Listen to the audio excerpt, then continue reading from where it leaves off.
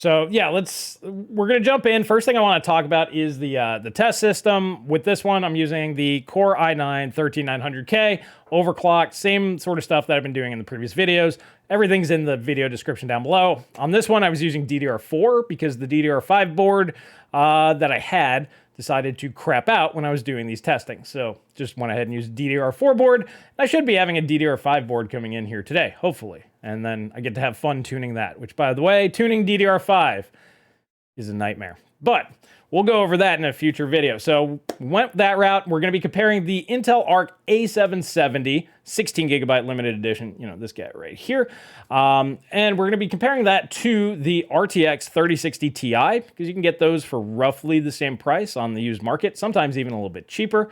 So kind of like new versus used. And then we're also going to be comparing it to the AMD RX 6700 XT, which costs roughly about the same on the secondhand market. Both of those cards new are more expensive than this one and have less VRAM. So a lot of people are like, this card's like close in value, but how does it really perform? Intel just came out with their announcement the other day saying, hey, our stuff's doing way better. And they're not wrong. But I wanted to go ahead and test it in newer games, as the DirectX 9 stuff we will check out next week. And they're doing very well there, by the way. So if you're into older games, this thing's doing amazing. Like a lot better than it was a couple of months ago. And I'm very surprised by that, but we'll check some of that out later. Alrighty guys, before we get into it, this is kind of like a mini review. eWin Racing decided, hey, you want to check out one of our chairs? And I was like, yeah, sure. This is one of the things that obviously I'm not going to make a dedicated video on, but I was like, yeah, I could check one of these out. And if it's good product at a good price, which it happens to be, I'm like, yeah, I'll go ahead and let my guys know. So they sent over one of their Night Series chairs here, which we'll take a look at on their website. And I've been using it for a few days now. I used it on the Techonomics podcast. I used it on my podcast, which obviously this is that video or cut from that video. And I've been using it pretty much ever since. And this chair is actually very, very nice and very well built for the price tag. And what I really like is right now they're offering with the promo code TGOG, you guys can get an extra 20% off. So I'm like, yeah, let's go ahead and check this out. So let's jump on over to their website and see what kind of deals they have right now if you are in the market for a new gaming chair. All right, so it looks pretty obvious. This is the chair that they sent over here. And what I found really interesting is the price tag that they have at only $229.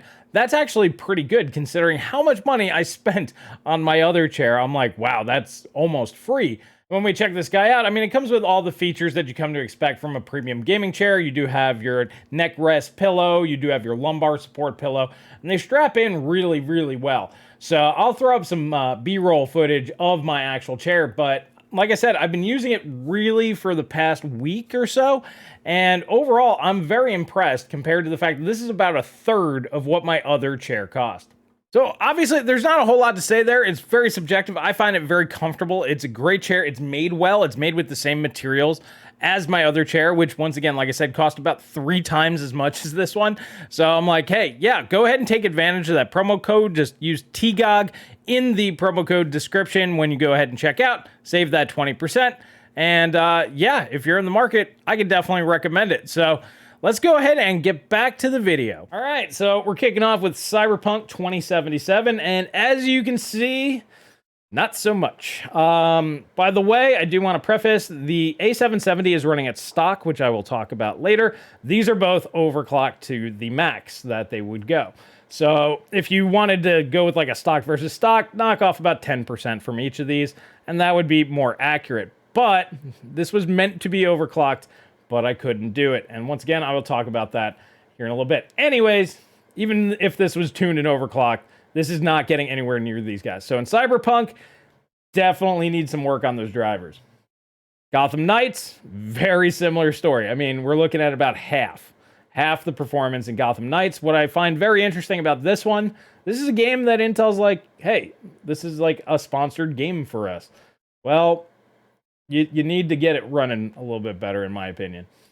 God of War. All right, so we're definitely doing a little bit better. What's interesting is the 6700 XT takes a commanding lead down here at 1080p.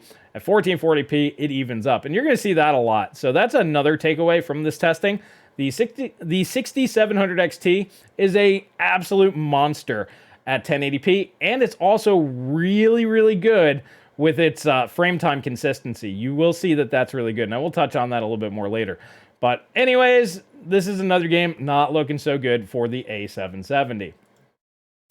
However, then you come over here to Call of Duty, which is another sponsored game, 52, 59, 70. So the 6700 XT at 1080p does run away with it on this one, but it's not too far behind an overclocked 3060 Ti. So if you knock off 10%, that's roughly the same.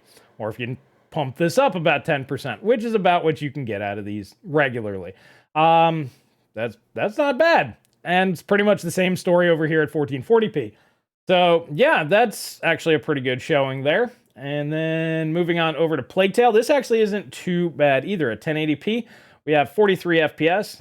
These guys are up in the 60s. If you throw on an extra 10%, this would be closer to 50. So it's not actually that far behind, and kind of the same story at 1440p. So it is slower than these two, but not as much as we saw in some of the other games.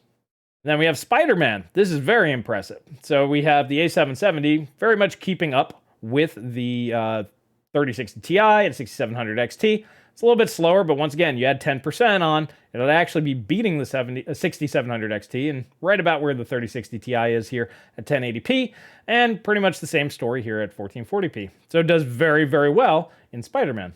By the way, I forgot to mention, but these are all with high preset, no ray tracing or any of that stuff. All right, moving on over to Tiny Tina's Wonderlands.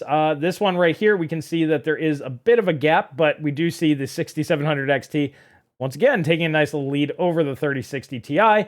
If you jump this up about 10%, it's not too terribly far behind, and same kind of thing over here at 1440p. So yeah, this is another showing that's pretty solid. Total War Warhammer 3, kind of similar. It does fall a little bit behind the A770 at 56, then you go up to 77, and then 67. So obviously, this game much prefers the Nvidia graphics cards, even compared to the AMD cards. So yeah, if this was about 10% higher, not too far behind the AMD card here, I would say, and same sort of situation, would actually be ahead at 1440p. So I'd say that this is another showing that's pretty strong for the A770. It's getting near this class of graphics card. All right, and then there we go. We got The Witcher 3. This is with DX12. Once again, high preset, no ray tracing. And look at that. We got a win. The A770 for the W. Now, The Witcher 3 is one of those games that really, really likes memory bandwidth, memory latency, and pretty much everything. Like, this thing just wants all that sort of stuff. So we can see here that maybe it's even better with driver overhead than AMD. Not really sure. But we have a win here at 112 FPS on the 1% low for the A770 versus 103 for the 3060 Ti and 108 on the 6700 XT. At 1440p, it ties the 3060 Ti and is about 10% behind the 6700 XT. So once again, if we got the overclocks on these guys, it'd be about on par with the top at 1440p and extend its lead at 1080p, in theory, if we're not CPU and memory bound. And then for Crysis Remastered, can it run Crysis? Well, yep, 60 FPS plus on the 1% low at 1080p. It's right in line with these guys. And once again, this is another game where it's just kind of hanging in there with these guys just fine. We take a look at the 10-game 1% low average. We can see at 1080p, the A770 comes in at 66 FPS. And then the 3060 Ti comes in at 85. And then we have the 6700 XT at 91. So yeah, that's about, what? It's not quite 50%. So let's say 40% gap between these two right here. That's a pretty big gap. And then similar sort of situation here at 1440p. Once again, if we throw on about a 10% uplift for overclocking, that would actually get us a little bit closer. But still, overall, the other cards are faster from AMD and Nvidia. All right, so this is kind of a tale of two different cities type of thing, right?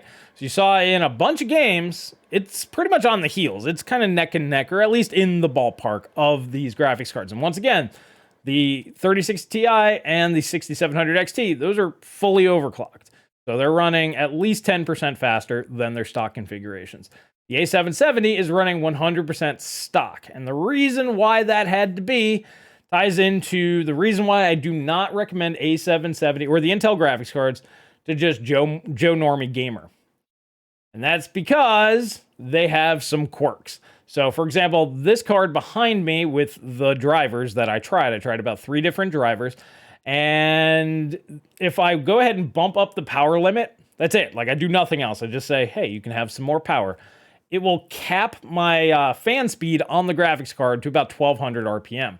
Now this will run at about 1800 RPM under load, even at stock. So that means basically the fans just won't spin fast enough. Well, go ahead and turn the fans up a little bit faster.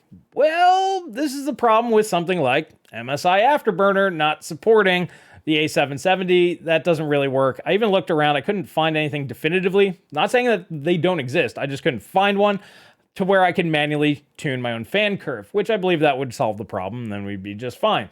Intel is going ahead and going to be implementing that into the future, but this is just one of those weird little things that happened to come up. Now, the very first ARC A770 that I had would just straight up crash anytime I launched a more modern DirectX 11 game. So these cards are definitely a little quirky. I did notice that on certain systems, it would work better. Certain drivers, these things would happen. So I would say that this is still a very quirky product at this point in time. However, this particular unit with the newer drivers that I tested just the other day, or it was like last week, those worked absolutely fine at stock. I just couldn't touch anything, but it worked perfectly, 100% flawless. And I'm like, this is pretty good. Same thing, but I still can't go ahead and raise my power limit. And without raising your power limit, you're not going to get any more performance out of these. Now, these cards can very easily hit 2700, 2650, 2700 megahertz, depending on what bin you get. And this is the reason why I'm saying you're going to get another 10% out of this just fine. Because of that 256-bit bus, it's got plenty of memory bandwidth. One of my members, he went ahead and used that little trick where you can go ahead and get even more power into it.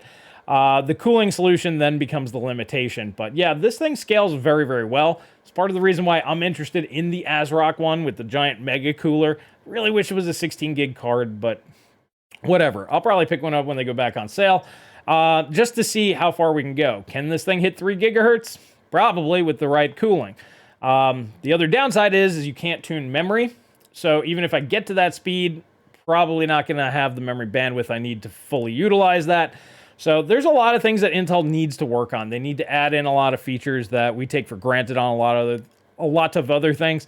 It might be in their best interest to work with MSI to somehow pay their Afterburner guy to go ahead and add this in, so we can just get all of the features in there that we use for tuning and overclocking, so we don't have to wait for Intel to implement them. That would be very nice, because everybody uses Afterburner. This is me talking to Intel. Let's make this happen. Find a way to help them get that going. That'd be great. And then I can go ahead and test this thing properly. But yeah, overall, the experience that I had was very good. The out-of-the-box experience worked just fine for the most part.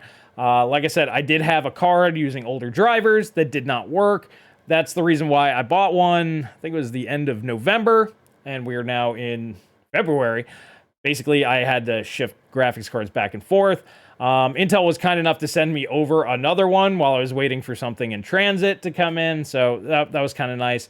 But yeah, overall, I'm very impressed with the product. If you're a PC enthusiast, you know how to troubleshoot, you can tinker, you're cool with reinstalling drivers, you're cool with going on the internet, finding your own solutions for things like your fan not working, at least attempting to fix this on your own. If you're cool with all that sort of stuff, I would absolutely pick one up.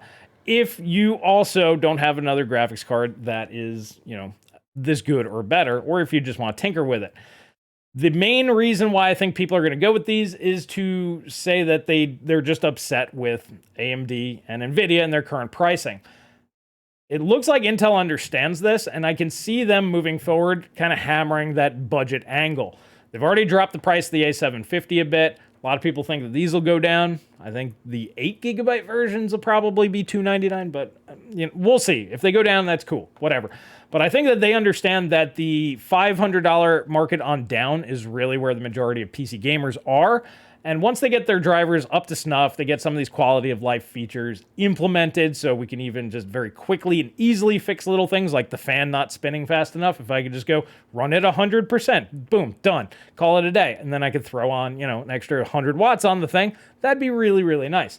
Now, the last thing that I do want to mention is these are very, very pretty. Now, I did want to put it on this system here behind me so you guys can see it. I'll throw up some B-roll in the actual video, but it's actually in my system right now. I was like, you know what? It's already in there. I want to see if it handles the streaming and the recording and how this does.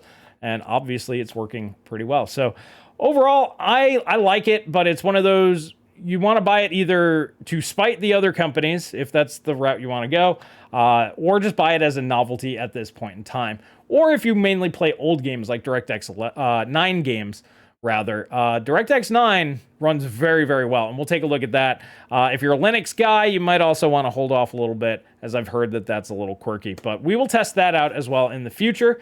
But yeah, that's really all I have to say. It's kind of, it's on its way. You can see where Intel's going. You can see that's going to be about on par with a 3060 Ti, 6700 XT, in that range, if and when they can get the drivers completely up to speed. Is it worth gambling on that? No. Keep an eye on the situation. I would recommend just waiting until I come out and go, yeah, it's working on everything. Just buy the thing. It's like the DirectX 9 stuff. Yeah, that's working great. Just buy it for that.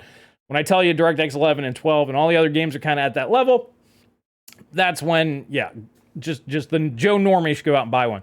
But yeah, if you want to tinker with it, it's fun.